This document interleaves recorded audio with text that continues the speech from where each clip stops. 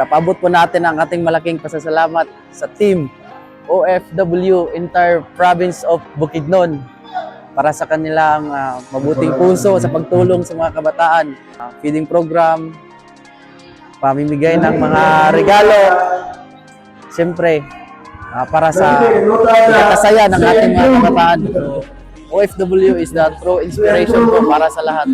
Yan. Grabe ka big heart sa atong OFW. Sobra. Salute sa atong mga OFW di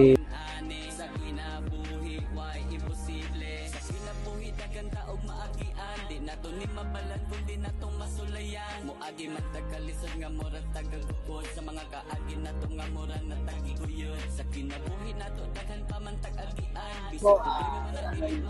Program mga kamay, pero makatapang. Balik din mo sa inyong lingkuran. Sa kinatay. Sir, pala yung pitch. yan.